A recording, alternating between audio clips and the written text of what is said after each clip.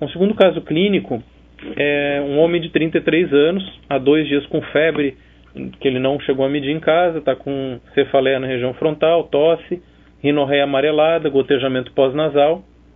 Ele vem com pensamento de estar com sinusite. Ele há 1 ano teve um quadro clínico semelhante, tomou um medicamento, melhorou, mas não lembro o que foi.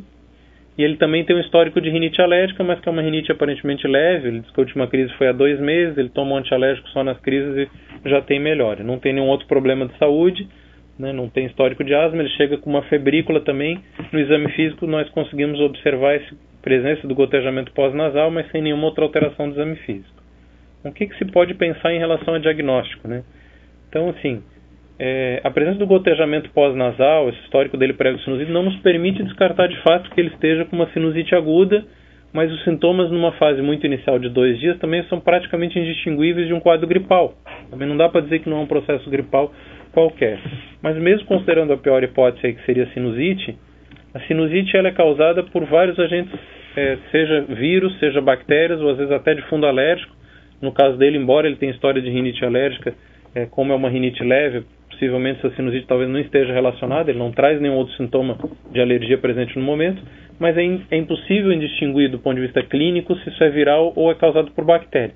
A duração média dessa doença tende a ser de 2 semanas e meia, então é um quadro que normalmente tem uma evolução mais arrastada do que uma simples gripe, que melhoraria em no máximo 7 dias, mas a tendência é que a gente tenha uma evolução gradativa ao longo da primeira semana, que ele aos poucos vai evoluindo com melhora quando se tem uma sinusite. O que indicar de tratamento? Então, aquele mesmo protocolo do NICE, que teve uma atualização da revisão, utilizado como referência em 2010, juntou 59 estudos e o que se viu é que 80% dos casos melhoram espontaneamente em 2 semanas. Ou seja, a expectativa de evolução da sinusite é de 2 semanas e meia, mas a grande maioria vai melhorar em 2 semanas. Então, para aqueles casos clínicos que estão tendo uma evolução favorável, com melhora gradativa dos sintomas, que a febre deu nos dias iniciais, mas depois cedeu, isso tudo é indicativo de que o quadro vai se resolver espontaneamente, né? A ausência de cura ou melhora em 7 a 10 dias de segmento, que foi avaliado em 7 dos ensaios clínicos, né, um número aí de pouco mais de 600 pacientes, mostra uma diferença pequena entre o antibiótico e não usar nada, né, o placebo. Uma diferença de 7%. Né, que significa que eu tenho que tratar 14 pessoas com antibiótico para que uma de fato tenha uma diferença na evolução para a cura. Né? Então, na verdade, o antibiótico ele reduz em 7%, faz com que 7% das pessoas melhorem a mais dentro de um período de 1 a 2 semanas. Só que o que a gente observa? Essa diferença de 7%, quando a gente vai para o risco relativo, a gente vê aqui, eu lembro que eu comentei antes, está em 0,44 a 0,98 o intervalo. 0,98 está muito próximo do 1. Então, esse 7% talvez não tenha nenhum reflexo do ponto de vista clínico de fato, no sentido de que estatisticamente isso pode ter sido um achado casual e que não necessariamente indica que o antibiótico de fato faz diferença.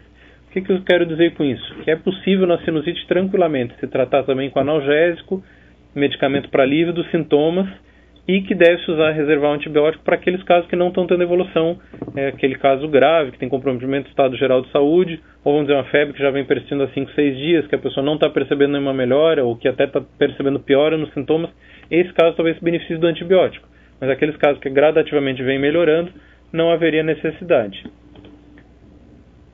Em termos de opções de tratamento, clinical evidence, avaliando intervenções possíveis para tratamento de sinusite, mostra que é provável que seja benéfico o uso de corticosteroide intranasal, que são medicamentos que a gente usa também para rinite alérgica, né?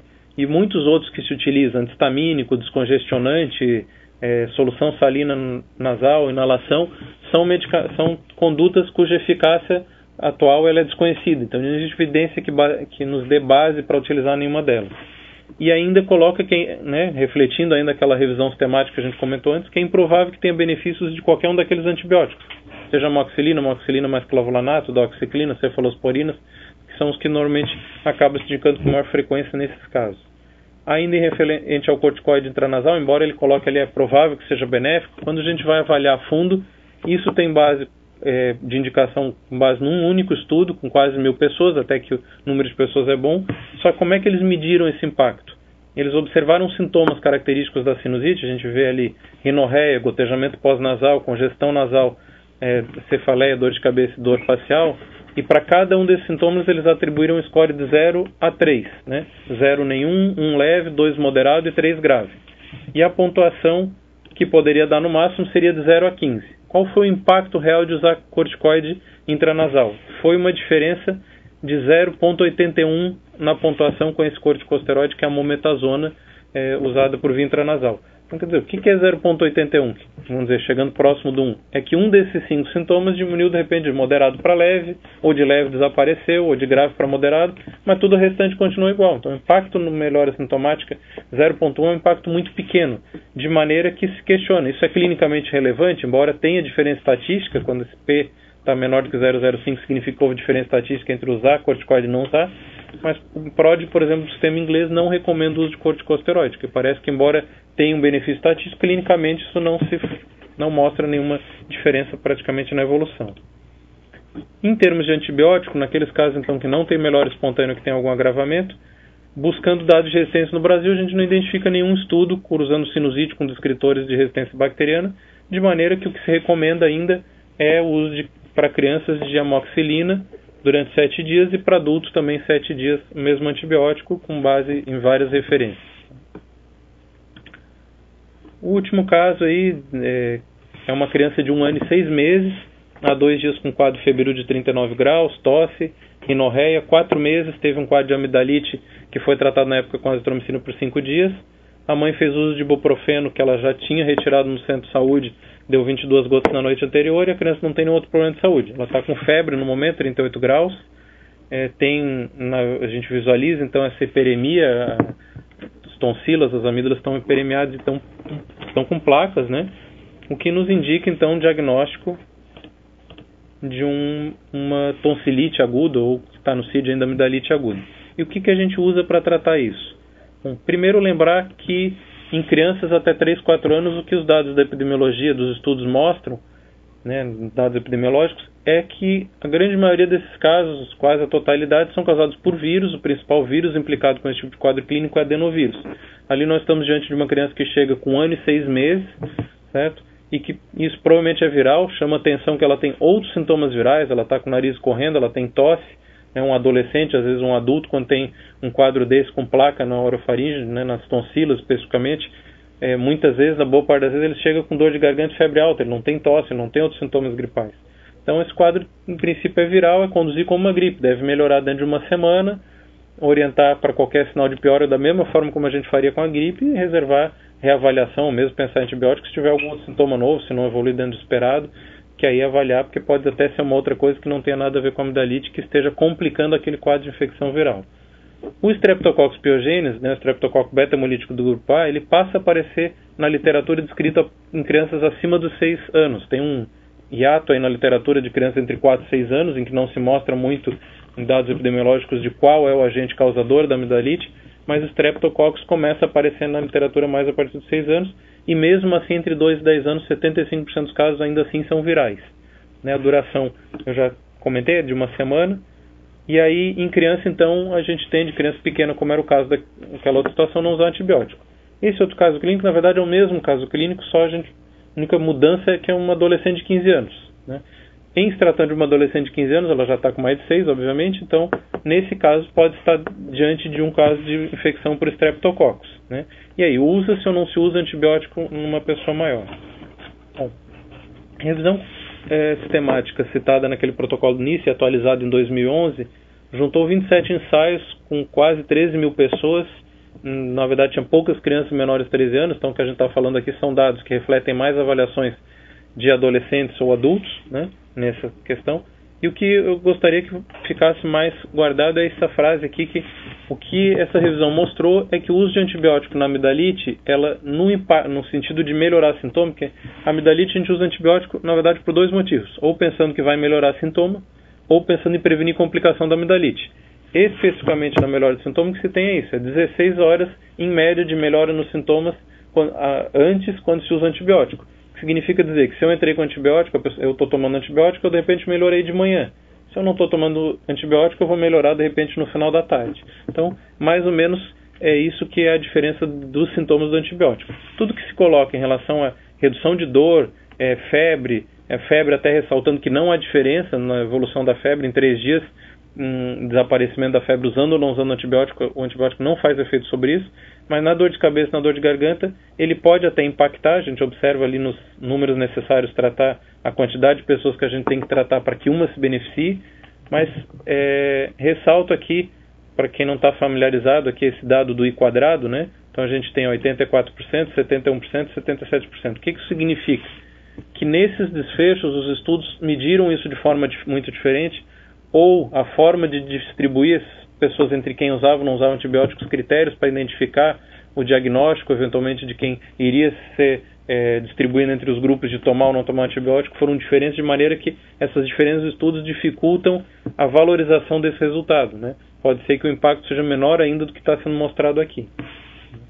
Então, de uma maneira geral, é guardar que o impacto nos sintomas é muito pequeno, é coisa de 16 horas. E aí, qual que é a nossa grande preocupação, que é o grande dilema? Mais do que melhorar sintoma, que nisso o antibiótico parece não fazer praticamente nenhuma diferença. Eu não estou falando, claro, de situações em que você tem um quadro que está se arrastando, que não está tendo melhora, com uma febre já persistente há vários dias, mas naquela quadro que está evoluindo de uma forma habitual, ou seja, que normalmente a febre cede no 3º dia, isso independente de usar antibiótico, e que do 4º, 5º dia de evolução para frente começa a se ter uma melhora gradual nos sintomas. O grande risco aí seriam essas questões que não tem, né, que são as complicações infecciosas ou não, diretamente, e basicamente a febre reumática talvez seja a principal preocupação nossa. Glomerulonefrite, né, que é um quadro que acontece por uma reação do sistema imunológico após uma infecção streptocócica na garganta, ela nesses estudos aí, nesses quase 13 mil pacientes, teve somente 2 casos. Então é uma complicação rara, e com a presença de só 2 casos fica impossível a gente traçar qualquer redução de risco com uso ou não de antibiótico. No que diz respeito à febre reumática, o que nós temos é uma redução de 1% na incidência de febre reumática, ou seja, eu precisaria tratar 100 pessoas para que a gente deixasse de ter um caso de febre reumática, né?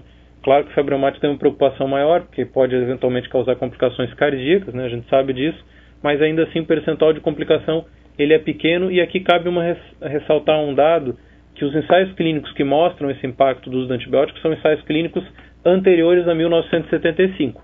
Todos os ensaios clínicos publicados após essa data, quando se for estimar risco dividindo por data, porque o que se percebe é uma diminuição ao longo do tempo na incidência da febre reumática, os estudos mais recentes não identificaram nenhum caso de febre reumática, de maneira que se pegar um recorte só dos estudos depois de 1975, não tem como estimar redução de risco, porque não teve nenhum caso, né? Agora também, embora na Europa, no Reino Unido, se tenha recomendado não utilizar antibiótico em todos os casos de amidalite, já pensando que não tem grande impacto nas complicações da doença ou nos sintomas, por outro lado, a gente tem que tentar observar dentro do possível dados epidemiológicos do local onde a gente está trabalhando, né? Porque se eu tenho, em 2010, por exemplo, no Reino Unido teve 23 casos de febre reumática. Agora no Brasil, quando a gente vai olhar dados do DataSUS, entre 2008 e 2012, tivemos de 4 a 5 mil internações por ano por febre reumática aguda no país. Então é importante ver quantas pessoas estão internando, pesquisar, entrar lá no DataSUS e ver no seu município onde você está trabalhando como é que está isso, né? Quantos casos de febre reumática? Usando o nosso exemplo aqui em Florianópolis, nós tivemos aí em 2010 um atendimento só na rede municipal, sem considerar dados de atendimento hospitalar e de clínicas privadas, de quase 11 mil pessoas com amidalite, e internaram houve necessidade de internação por febre reumática aguda de só 2 pessoas, ou seja, ele é um risco de aqui o nosso risco absoluto é 0,019%. Então, a incidência em Florianópolis especificamente é muito baixa, e aqui talvez a gente pudesse não utilizar antibiótico para não haver essa preocupação com a questão da febre reumática. Na otite média, existe uma redução com antibiótico de 1,5% na ocorrência, mas a gente já viu antes que a otite média aguda geralmente é uma doença autolimitada que também não exige o uso de antibiótico. Abscesso peritonsilar, embora a gente tenha uma redução aí de uns 2%, teria que mesmo assim, de qualquer forma, tratar 46 pessoas para evitar um caso.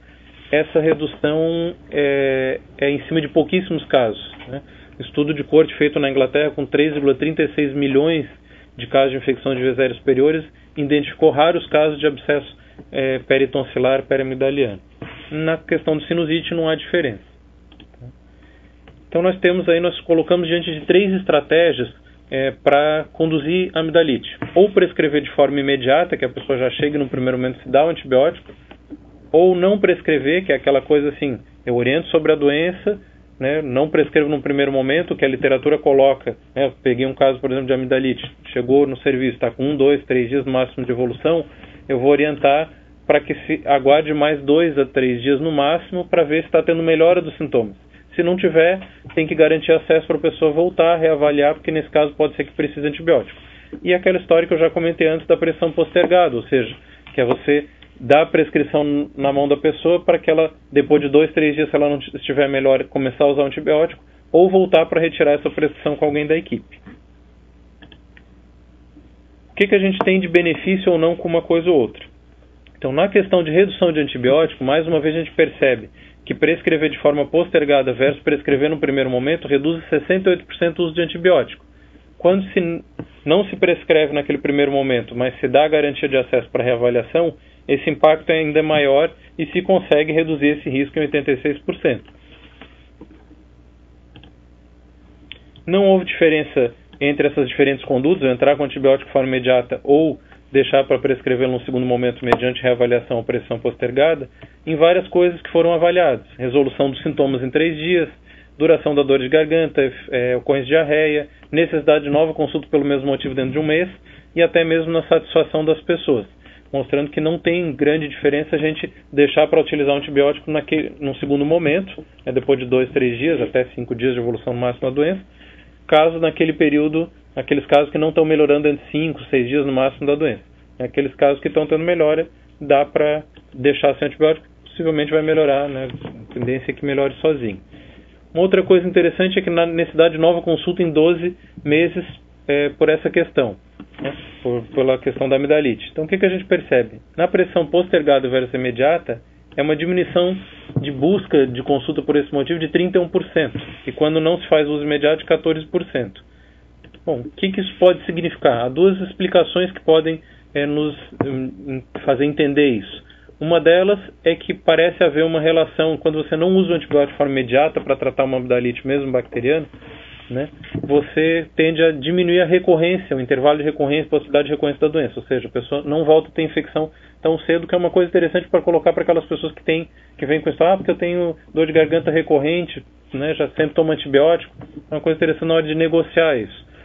Outra explicação é que para que você consiga colocar essa coisa do não uso, garantindo a reavaliação, mesmo a pressão postergada, isso implica em vocês colocar tudo isso que a gente está conversando aqui. Quais são os riscos ou não de se usar antibiótico, qual é o benefício ou não de usar antibiótico, e de uma certa forma educar a pessoa sobre o que é a evolução que a gente espera da amidalite, de tal maneira que essa maior compreensão, essa atitude que acaba sendo de educação e saúde, pode levar as pessoas, conhecendo mais sobre a evolução da doença, a de repente buscar a unidade de saúde só naquele momento que realmente percebem que a evolução da doença não está sendo dentro do que se espera, não tem melhor e que talvez precise de fato entrar com antibiótico. Mais uma vez a gente percebe também que a crença, aquela expectativa de que o antibiótico é necessário, ela cai, né, de 87% para aqueles que usam de forma imediata, ela cai para 60%, 55% quando a gente adota alguma conduta de usar o antibiótico num segundo momento só para aqueles casos que não estão melhorando espontaneamente. Uma outra conduta, uma outra forma de se fazer isso, de identificar, que a literatura aponta a questão do uso ou não do antibiótico, são os critérios de Centor. Os critérios de Centor, basicamente, são 4 critérios. Quando se tem 3, 4 critérios desse presente, o que se julgava aí é que, com isso, a gente conseguiria predizer que aquela infecção é causada por Streptococcus, por bactéria, e nesse caso, quando tiver esses critérios presentes, entrar com antibiótico. Só que o que os estudos mostram é que o valor preditivo positivo, para dizer se isso realmente é infecção por Streptococcus, é de 40% a 60%, ou seja, 50% está mais ou menos ali dentro dessa média, e significa dizer que mesmo quando eu tenho 3 ou 4 desses critérios presentes, metade dos casos vão ser causados por bactéria e metade não. Então não é algo que me permita muito tomar uma decisão a respeito de entrar ou não entrar com antibiótico, embora o uso desse tipo de critério, mesmo assim, tenha demonstrado uma redução no uso do antibiótico. Então não deixa de ser uma estratégia. Mas ele tem mais valor, na verdade, no valor preditivo negativo, que significa o quê? Se eu não tenho 3 a 4 desses critérios presentes, tem 80% de chance de que aquela infecção não seja por Streptococcus. Então me dá maior segurança ainda em não usar antibiótico. Aquela adolescente do caso, se vocês estão lembrados, uma adolescente de 15 anos, que tinha febre, tinha placa, mas ela não tinha nem linfonodos aumentados, né, não tinha íngua na cadeia cervical anterior, e ela tinha tosse, aliás, né? Então, tendo tosse e não tendo linfonodo, ou seja, ela tem 2 dos 4 critérios. Então, a chance de ser Streptococcus naquele caso clínico específico, ela é muito menor, e isso vai dar maior segurança ainda para não indicar antibiótico, né? Independente de usar ou não esses critérios, cabe, né, ou não prescrever, ou então pensar sempre na prescrição postergada. Na questão de prevenção de febre reumática, que é a nossa preocupação que eu citei antes, o tratamento imediato ele não é necessário. Tá? Por quê? Porque os dados me mostram que se a gente entrar com antibiótico até 9 dias depois, ainda assim eu consigo prevenir a febre reumática. Na questão do tratamento precoce, tem a questão de que isso pode diminuir a transmissão das bactérias. Então a gente precisa ter em mente que se tem um professor que a gente está atendendo que tem contato com adolescente, às vezes entrar com antibiótico imediato pode cortar a cadeia de transmissão. Mas como a gente já viu, quase não reduz sintoma e tem essa vantagem de quando você dá de forma imediata, você tem mais chance de recorrência. Então, não dá de imediato, você tem vantagem. Se a opção for entrar com antibiótico, o que a literatura coloca, dados de resistência do Brasil mostram que não há dados de resistência às penicilinas, mas tem a tetraciclina, sulfametoxazol, trimetoprim, macrolídeo, aí entra a azitromicina, que tem sido muito utilizada hoje nos dias atuais e que tem mostrado uma tendência de crescimento de resistência. Então, ainda continua, na verdade, sendo a primeira indicação a amoxicilina nessas doses para criança, né? Aqui finalizando já, e essa questão dos 10 dias, eu queria colocar que a literatura toda que eu consultei ali, das fontes que a gente normalmente utiliza, ela fala em usar 10 dias, né? Isso me soa um pouco estranho, porque quando você vê otite são 5 dias, sinusite são 7, mas isso provavelmente reflete ainda a ausência de estudos que possam estar avaliando e mostrando se com menos tempo de tratamento a gente consegue manter os benefícios do uso do antibiótico. Então é uma coisa de ficar atento, porque no futuro talvez a gente tenda a indicar por um período de tempo menor. Essas referências estão um pouquinho pequenininho, porque está pouco, mas é mais para vocês terem aí acesso, se alguém tiver interesse. Gostaria de agradecer a oportunidade, espero ter contribuído aí na reflexão sobre o tema.